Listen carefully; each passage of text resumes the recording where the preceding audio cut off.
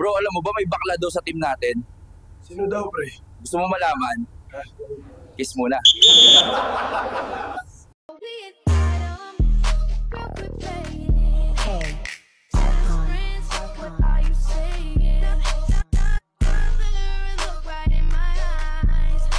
Kung ikaw ay hinalay, nasaan yung mga sugat mo? Pagdating ko po. Di kasi kahapon lang to, di ba? Opo. So Hindi na po ako pumalag eh. Yakap-yakap ko po yung unan habang siya. Ay, Nakahigala ko, nakaganon lang ako. Umiiyak ako. Sige, lang siya. Hindi na ako pumapalag eh. Una nang yakap-yakap. sandali lang, ma'am. Meron bang tinututok sa yung kutsilyo? Wala naman siya tinututok. O, meron bang pagbabanta sa'yo? Ayun, yung binabanta Hindi, niya. yung banta na papatayin kita. Wala. O, meron bang puwersa na ginamit? Hindi naman siya pumersa. Oh, there's no rape there. Ang rape is pag ginamitan kanya ng puwersa, ginamitan kanya ng pananakot, tinutukan ka ng kutsilyo, lahat sabi mo wala. So walang rape doon. Sir, madagdag ko ba, sir? Nung hinalik-halikan ko sa dibdib, sabi niya, isara mo muna yung pinto.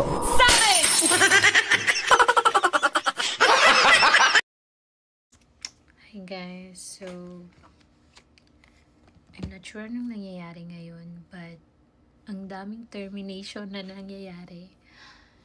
So, well, hindi naman ako na-terminate or what. Pero, madami sa mga kilala ko, tanggal sila ng trabaho. And ako, as a friend, isa din yun sa mga burden ko kasi gusto ko din na meron silang work. So, kaya ako naghahanap ng client for them. Pero, yun na nga guys. Ano nangyayari ngayon? Ba't ganun? Ba't ang daming nawawala ng work? Kasi, patapos ng Ghostman, nasa healthcare naman kami. Hindi naman kami seasonal. Pero nawala ng work. Very, alam mo yun, effective naman siya. Alam ko talaga, effective siya. Super galing na eh. Pero, siya yung natanggal. And I'm just, grabe. Mind blown. So, mag-ingat kayo guys. Perform well, show up, be confident. Make sure walang loops na babalik sa inyo. Make sure everything is perfect, everything is in place. So, yun lang, ingat. Ako si Brother JM, dating bakla. At ngayon, tinago na ng ating Panginoon. So, paano nangyari yon? Christ is the answer. Ikaw, gusto mo pang patulogin dito si James.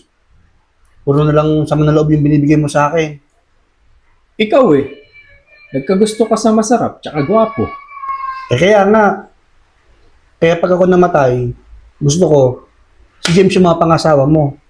Si James? Di ba galit na galit ka dun? Oo.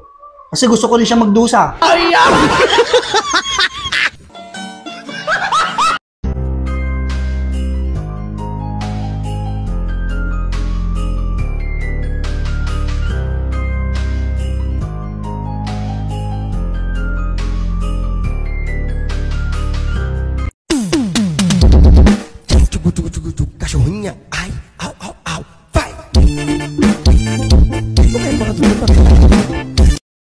May movie kaming dalawa, 366. Ako nag-direct, ako nagsulat. Ang shooting namin sa Cappadocia. Lilipad na kami. JC forgot to tell us, expired yung kontrata niya. Ay, yung passport niya.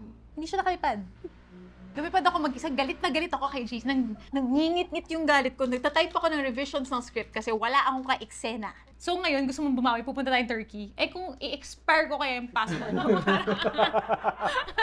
First time namin mag-meet ni JC, sobrang kinakabahan ako kasi may kissing scene kami on the first day. To break the ice, paglapit ko, sakto kasi may nag-send sa akin ng picture ng interview niya for Candy Cutie. He was a Candy Cutie in 2017. Tapos nakalagay, showbiz crush Bella Padilla. So paglapit ko, hi, good morning. Oh, nabalita ko, crush mo daw ako. So yun na, after nun, best friends na kami. Cheating for me is the end. The grand finale. Adios, motherfucker. Ciao. Ciao. Bye-bye. Bow. Bow. Very good. Thank you. Very good. That's the intuitive one. That's the coming open. This is what coming open is about. It's not about the violence and the it's this. Watch this. All it takes is spraying a thick slurry onto bare rock slopes, and the mountain looks like it's been brought back to life with magic.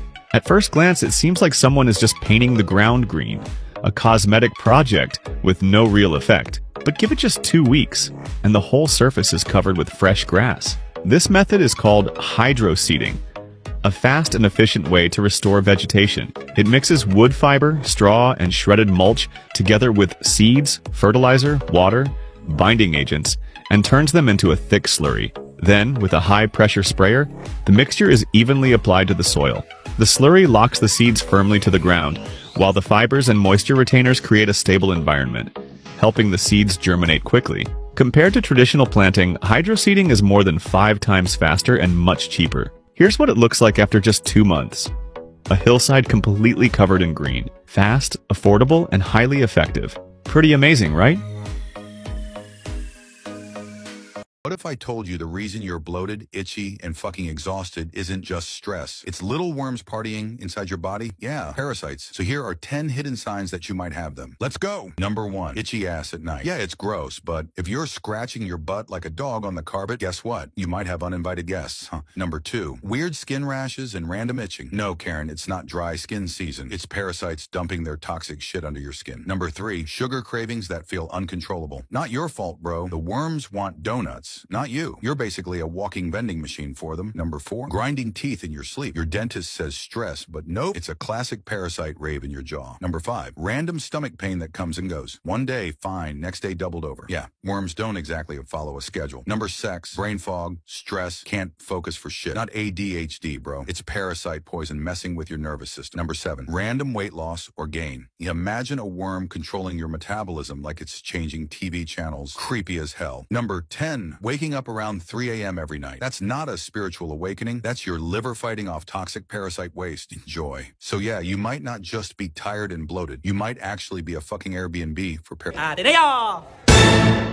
Welcome back sa akong A Day in the Life of an AB English Language Student at Xavier University. Wow! Mag-vlog pa kay panindingan natin ang pagka-vlogger. So mga nagiabot ko sa eskwelahan super sayo going sa SBM. Kay dito ang amuang first subject.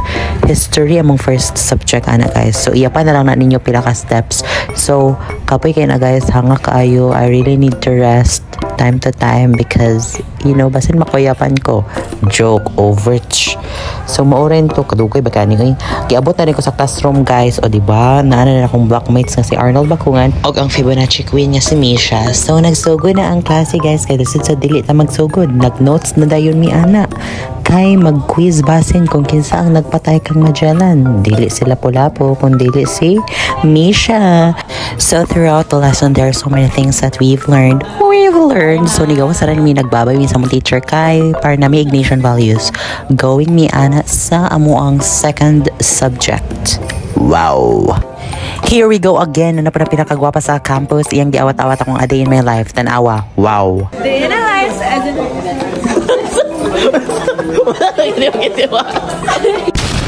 Day in a life as an adelante.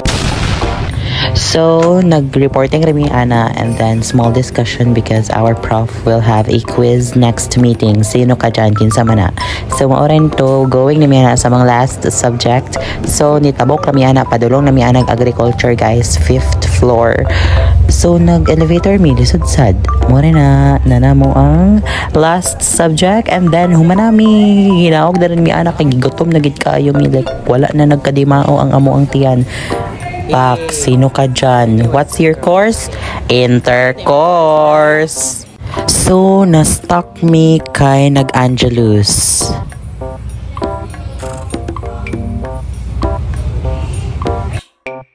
So, nakita tayo na ako si Zainab ay Ogsod. And then, ato na rin field. Oh, pwede kaya na siya guys. Zainab Baraki, yung duguan na. Ah, nag-eat na rin siya. Nagreklamo gid siya kay mura gidog bato ang chicken skin. Sorry. Maorin to. Atake. Oh my God. Thank you so much, Buki and Ki. Grabe, wala ko nag-expect guys. Katagaan ko nila. Charot. Over. Chika-chika ginagmay. Libak-libak. Charot. Dili mang libak. Kaya para na ignition values. Oh my God, Journey. Ala, Mga inana ko kung dahil mo ka ng anime. Pinakagwapa. Second na siya ni Kairis. Yung pinakagwapa. Charot.